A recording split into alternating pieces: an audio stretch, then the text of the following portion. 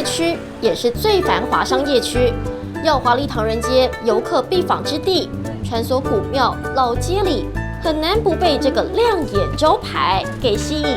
大麻还没有合法之前，我们就先做凤梨的产品，之后再来把凤梨跟大麻再做结合。所以你看到我的店是一个凤梨头，但是是大麻的叶子。台湾人戴瑞成开的大麻店在唐人街主干道，正对面就一家大对台，但这里还不算大麻街一级战区。用这个大麻合法化来吸引观光投资 ，GDP 回到刚开始疫情之前了。对，而且吸引了很多外资来这边投资种植大麻。然后我带你进去看一下啊，谢谢。来，这个凤梨酥的馅是用我们台湾凤梨金钻17号做的，是我在台北这边种的，在清莱。然后呢，大麻呢也是我们自己农场种的大麻的叶子。戴瑞成，更多人叫他清莱凤梨哥。他2016年从台南飞到台北种凤梨，因为农场的精致栽培法，在泰国能说没有农家是他的对手。同时，他也知道泰国正松绑大麻管制，从专长的种植经验复制，他另辟大麻园，光户外农地就有10公顷，全泰国最大。节目团队就曾在2022年拍过他清莱的大麻园，到处都找得到钱，你看钱到处掉。这个是怎么长出来的？它在那个缝里面啊，它只要有水，它就有点水分，所以你们捡种子掉在路上，它也会长。泰国政府开放提炼药用 THC 后，为了严格控管大麻，政府单位还会定期视察，他还得巩固好政商关系。现在因为又种了大麻之后，每个朋友就跟我讲说，你是台北毒枭这样子，因为以前清莱是金三角这边是罂粟花的故乡嘛。挺过质疑声浪，现在的他市场眼光放得更远了。除了是上游的来源厂，戴瑞成同时研发附加价值。等来了政府对医用大麻开大门，他趁势推出消费产品。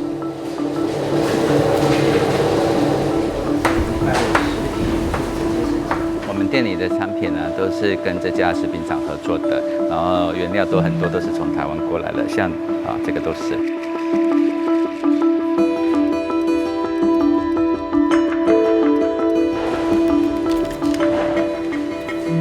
特制面团撒上大麻叶粉，揉匀后透出墨绿色泽，包进凤梨馅，是戴瑞成研发出全泰国唯一的大麻凤梨酥。尽管用的是可作为食品成分的大麻2酚 CBD， 但根据泰国法规，只能在手作店铺卖，通路、超商通通禁止。大麻这一个法规目前都处于模棱两可的阶段，所以说呢，其实它是合法，但是也不是说有真正的一个实际的法条来控制这样子。对，所以我们自己做的一些原料，我们自己都有去做测试，看看它是怎么样的成分适合人体去食用这样子，那吃了不会有多大的一个幻觉的。我们这个是 CBD 的产品。商机拓展的速度太快，就连泰国政府都还没追上。戴瑞成边突破边守着法律界限，还得想到顾客的售后服务。我都会跟国外的朋友，或者是其他台湾或者是其他国家来的朋友说，在我们店买我们大麻的产品，或者是抽大麻买大麻烟抽，我们都会帮你开一张证书，你的英文名字、你的护照号码，在这个证书上面证明你是在合法的店买大麻，然后享用大麻。不管你回到你的国家可能对你有验尿的行为，这样子的话，其实你都可以证明说我是在泰国合法的地区、合法的店面去使用这个大麻。会这么谨慎，因为卖的是有意识争议的大麻产品。会不会有人在你做这个产业的同时一直在质疑？当然啊，这个大麻这个产业在东南亚就唯一只有泰国近2年这样开放之后，当然一定会有很多质疑。就像是你想嘛，不合法的国家都一直想要来泰国这边看看大麻这个产业到底能够做到什么样的程度。药与毒只有一线之隔。在泰国的绿金商机已经是现在进行式，想经营的人都经历过阵痛期。这边Nana Souk是所有大店聚集的地方，那他们的装潢非常漂亮，所以你看现在像Nana这边啊，你基本上走每个街口大概都会有1、2家、2、3家。早期非常的不确定，因为它合法的意思是说，它只是把它从毒品的 list 里面拿下来，但它没有任何的规范，谁都可以卖，谁都可以买，要买多少都可以。开始是非常混乱，但是你知道，就机会总是在这种比较混乱的时候才会出现。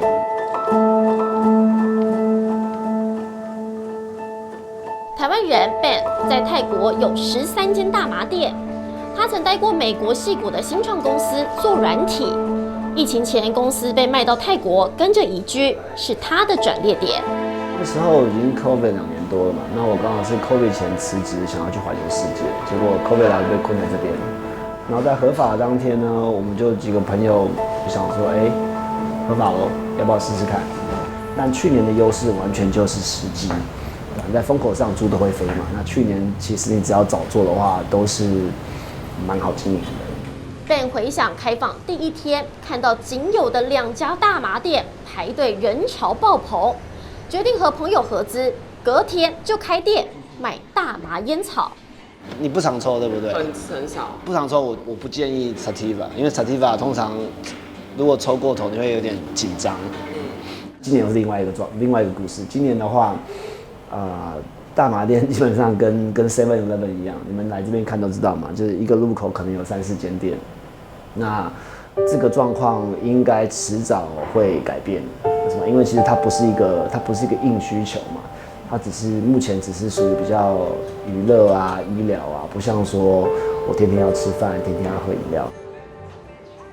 从好玩到入坑经营，发现才短短半年，开始出现倒店潮，Ben才警觉风潮后的泡沫危机。到现在反而还会比较需要有能力、有专业，然后懂这个产业、懂 retail。那我们因为本来是做科技业，可以把科技的一些管理的方式、做事的方法带进来，那才会有优势。知道在 back office 怎么样去经营会比较 efficient。泰国的大麻产业已经是红海市场，想打赢这场肉搏战，他下重本走企业管理模式，从排班、货源分配、资料分析，全靠系统化经营。但当老板哪这么容易？非法的时间也好几十年，所以在一般人的想法里面，它就是毒品。对泰国人本身这些老一辈的都觉得说，这就是毒品。我们甚至连在找店要扩点的时候呢，都遇到很多的问题。他知道说，你是要开大麻的，那我不要租给你。大麻产业的动荡，要经营本就很难，就连 Ben 自己都还得经过父母这关。一开始我还是跟他说，我开餐厅。对，一开始就开餐厅，然后是慢慢在这个过程中在那聊天说，因为我爸妈有睡眠的问题，那就会聊到说，OK 好，你知道大麻现在在泰国合法啦，所以其实它可以助眠啊，它真的可以助眠，对不对？所以就会聊到这个东西，让他慢慢的去接受，所以是好久之后才跟他说，其实我这个这么赚钱的餐厅是在卖大麻这样。只能出下策，先斩后奏。从一开始家人的不谅解，花好几个月时间沟通，才化解隐藏在餐厅下的秘密。那我当然也会跟他讲说，如果用过头会怎么样啊？其实所有的东西都是一样的，你所有的药也是一样的。如果你是在对的时间点用对的分量的话，那它就是药。那你如果在错的时间点用了错的分量，那它可能就变成是毒药了。以亚洲来讲，你要找到下一个国家要合法，我相信这5年10年内都会有困难。你讲台湾好了，台湾可能永远不可能。每次讲到这个东西，就会有2边在这边吵。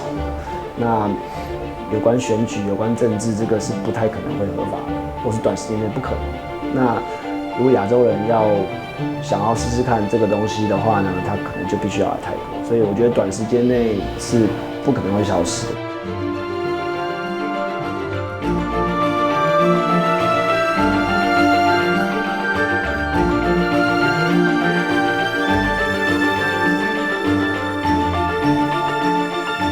泰国为绿金开了新局，想在这块自由之地征服它，像在下一场赌局。